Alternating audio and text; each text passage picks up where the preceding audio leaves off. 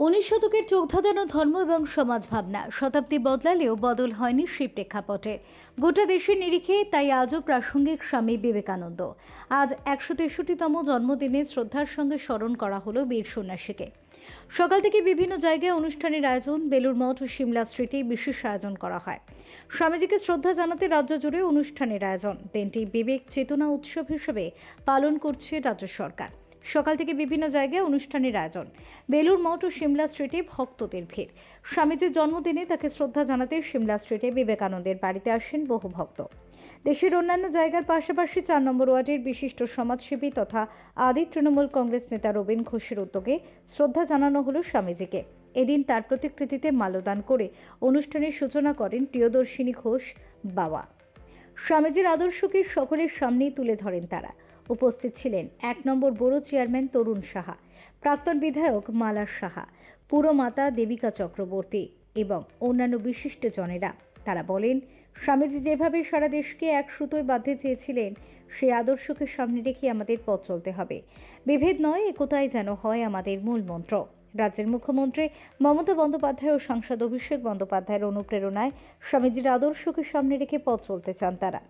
এদিন অনুষ্ঠানটি সাফল্য মণ্ডিত করতে এগিয়ে আসেন শ্রীকান্ত চক্রবর্তী, বিকাশ আহির, অপূর্ব দে, মমতা মুখার্জি, সর্বাণী ঘোষ, বন্দনা বিশ্বাস, লীলা সিং, খুকু ব্যানার্জি সহ অন্যান্যরা। আজকে 12ই জানুয়ারি যুব দিবস।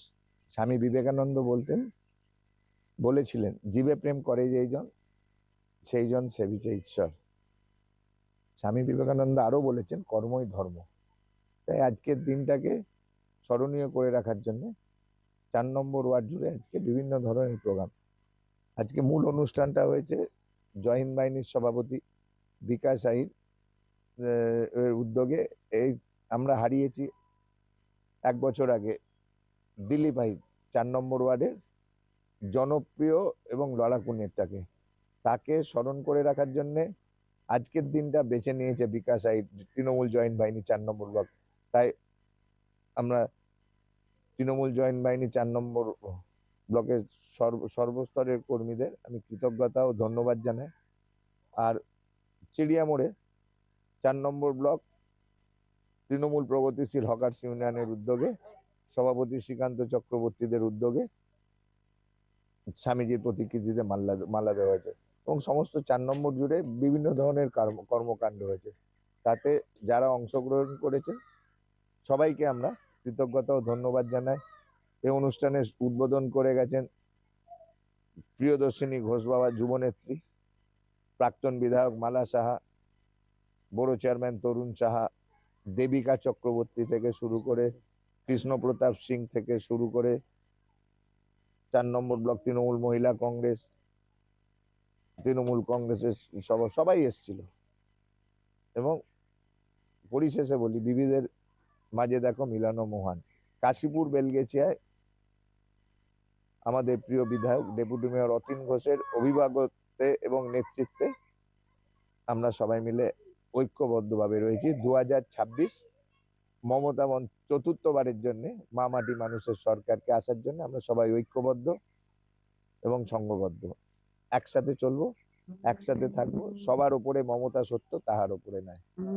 জীবে প্রেম করে যেইজন সেইজন সেবিছে ঈশ্বর। আজকে প্রায় 100-র বেশি লোককে চোখ পরীক্ষা করে বিনামূল্যে চশমা দেওয়া হবে। ব্লাড সুগার ছিল, ইসিজি ছিল, জেনারেল মেডিসিন ছিল।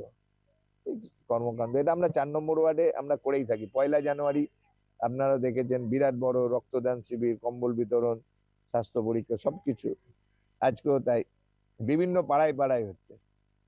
আর আমি ধন্যবাদ জানাই ৪ নম্বর ব্লক তৃণমূল জয়েন্ট বাহিনীর সভাপতি বিকাশ আহির আর ৪ নম্বর ব্লক তৃণমূল জয়েন্ট বাহিনীর সাধারণ সম্পাদক সঞ্জয় দাস সহ ওদের ফুল টিমকে। একটা কথাই বলবো যে স্বামী বিবেকানন্দ যিনি সবসময় মানুষের কথা বলেছেন, মানুষকে সম্মান দিয়েছেন, শুধু তাই নয় তার দেশকে সম্মানিত করেছেন। আজকে আমরা সকলে জানি যে ভারতবর্ষকে যে জায়গায় নিয়ে গেছেন সেটা হচ্ছে স্বামী বিবেকানন্দ।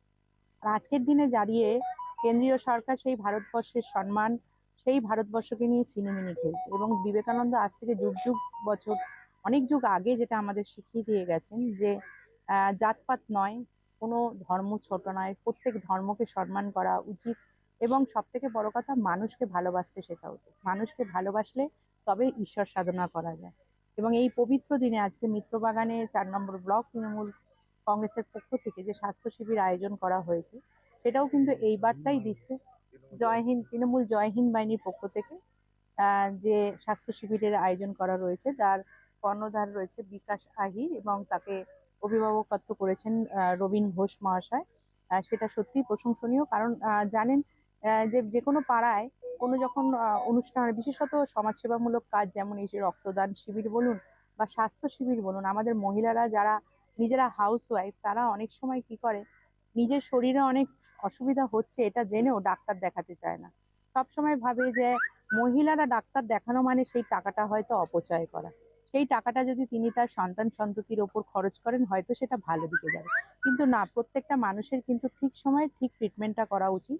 কিন্তু যখন তারা না করেন, এই পাড়ার মধ্যে যদি এই স্বাস্থ্য শিবিরগুলো মাঝে মাঝে আয়োজন করা যায়, তাহলে আমার মনে হয় বাড়ির মহিলারা বেরিয়ে এসে তাদের ট্রিটমেন্টগুলো করতে পারবে এবং এই ট্রিটমেন্টের মাধ্যম থেকে তারা বুঝতে পারবে তারা কতটা ফেরো রিপোর্ট, চ্যানেল 10।